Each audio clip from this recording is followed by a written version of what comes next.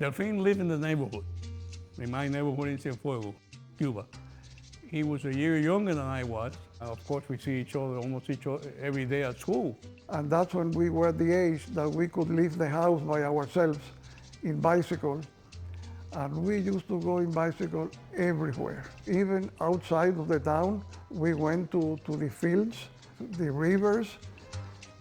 We used to take a boat that went all through the bay. Our parents never knew where we were. And we were always together. Delfin, Rafael, and I we were always together. When we came to United States, he came, I think it was in 61 or 62, and he joined the Squire Circle here in Miami. In 1963, he joins the Knights of Columbus because at that time he was 18 years old. I met Delfin in 1965 while working part-time at Burger King. We were both struggling to get some money to keep us going to the university, and we immediately clicked. He wasn't going to be my friend, he was going to be my brother. And I think the feeling was mutual. His love for God, his love for family, his love for service was amazing. I spent 11 years with the Marist brothers, since first grade all through middle school and high school. Of course, they are the ones who have given me the faith, have given me the knowledge that made me what I am now. And we're still really working with the Marist brothers through other programs. So it's been great to me. It has been the relationship that they taught us and gave us to have with the Virgin Mary. And that has carried me throughout my entire life. It's kind of a relationship that when I started, I was a little kid and I used to call her Virgencita. And right now, at my age, I still call her Virgencita. And every night that I kind of talk to her, it's that way.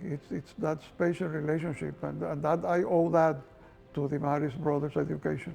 Marist Brotherhood meant to me a life of simplicity, a life of service, a life of charity. The love to Mary, that's why it's called Marist. And to this day, we still have a Marist Alumni Association that we're very proud to have kept for so many years.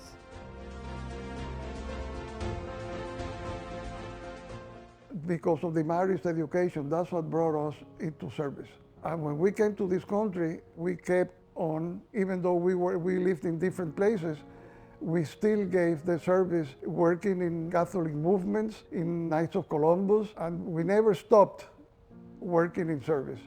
We all came down and we started working with the Knights of Columbus and the Squire. So service is a big part of it. Through the Knights of Columbus, we had activities which still are going on, thank God. It was all the 30 years that we worked in the Knights of Columbus.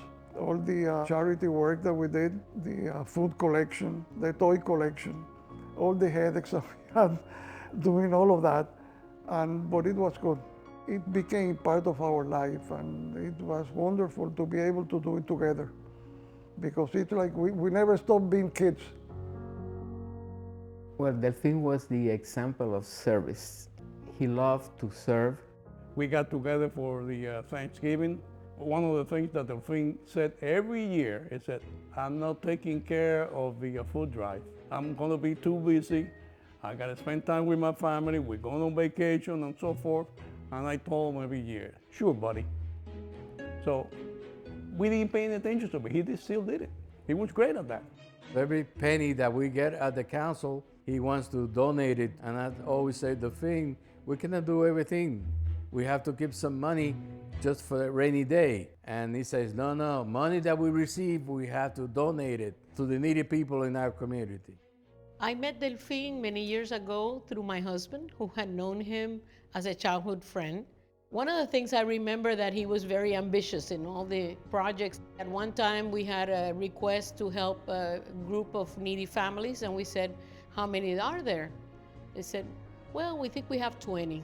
Oh, okay, we'll go with that. So he started making his list, how many of this, how many of that, how many children, what ages, and so on. All of a sudden, we get an update. We have 28 families. Oh, Okay, we can do that. That's no problem. Next phone call, we have 38 families, but he didn't seem to care. He always had a very positive, friendly, happy attitude. And he would say, don't worry. All of a sudden, you realize that it starts to work out. That's the idea, the secret ingredient of doing the very best you can and then letting God fill in the gap. Service to Delfin really was his reason for being. He dragged me into his work. He was trying to help the newcomers. So 4 circles were created in Miami. It's what you could sum up saying the poor helping the poor, because we didn't have even money for gas back then, and yet we went to pick up the kids at their home, took them to the meetings, took them to the activities, and we wanted to make sure that they turn out to be good Catholics. I'm trying to imitate what he did back in those days, and sometimes it's hard for me to imitate him. He always goes to 100%, and sometimes I cannot go 100%. I maybe go 80 or 85. The morning that we distribute the boxes of food, we will get together at Colombo's side of the cafeteria. He will be there much earlier than anybody else. He will have all the tables set up with the name tags of the items, and then after Mass we come in there and the squires will help us put the stuff in the boxes and then put them in the carts, put them in the vans, and away we went to distribute the Thanksgiving baskets. We took care of food drives, toy drives, one specific one called San Juan Bautista, and we raised money to be able to give them food for Thanksgiving and toys for Christmas to their children. Delfin loved to lead that thing, and I could see his face enjoying that tremendously. That was his thing. He's a role model in this community, and I'm glad to call him my friend. He was the heart and soul of these programs. He inspired everybody to work, even the kids from the Squires. He never stopped service to his family, to his friends, to the needy, and that's what made Delfin. If Delfin was here, he will tell the youth of Columbus High School that they need to do a service in their community, because a lot of people in our community need our help. Sometimes they don't have the family, they don't have the funds to provide them what for their needs. Somebody has to do it, okay? And if you want to be a good person and you have a chance to do something for somebody else, this is your chance. The fact that somebody has to do it doesn't mean that you're not going to do it. It means that you should do it. To do exactly what he has always done. That's what he always did, because that gives your life a purpose. And if you do it together with your family and your friends, it really makes it better, happier. You know, it's sharing with the people that you love. Like, essentially, that's what service means. He worked a lot with Brother Eladio, and he was always encouraging activities to help anybody that we could reach, and that was his life.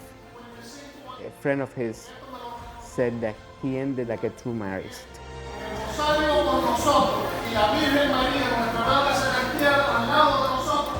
With the rosary on his hands and the Virgin on his side.